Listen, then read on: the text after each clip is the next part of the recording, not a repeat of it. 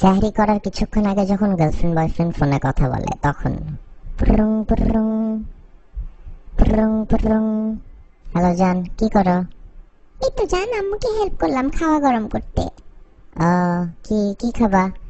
ভাত খাবো, ডাল খাবো আর একটু লেবু আর মুরগি মাংস। কি যে মজা! মজা না? খাও তাহলে। আচ্ছা জান, আম্মু ডাকতেছে, সেহরি করে আসি। যাও, লাভ ইউ। সেহরি করার কিছুক্ষণ পর যখন আবার ফোনে কথা বলে তখন পুরুং পুরুং পুরুং পুরুং।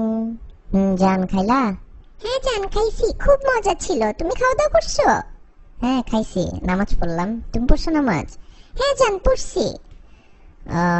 ঠিক আছে, কি করবা তাইলে? সকালে ক্লাস আছে না তোমার? যাও ঘুমাও, সকালই তো হয়ে গেছে অলমোস্ট। হ্যাঁ জান ঘুমাইতে যাচ্ছি। তুমি কি করবা? তুমিও ঘুমায় যাও, তোমার তো কোনো কাজ নাই। হ্যাঁ আমি একটু ফেসবুকে মেসেজ চেক করে ঘুমায় যাচ্ছি, এখনই ঘুমায় যাবো আর 5-10 মিনিটে। আচ্ছা ঠিক আছে জান, রাখি তাহলে। Love you. এইটা কি করলা? কই কি করলাম? এই যে মাত্র এটা কি দিলা?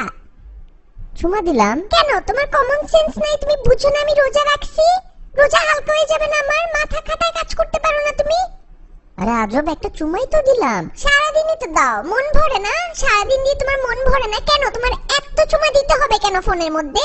ফালতু যত সব, আমার রোজাটাই হালকা করে দিলা। ধুর।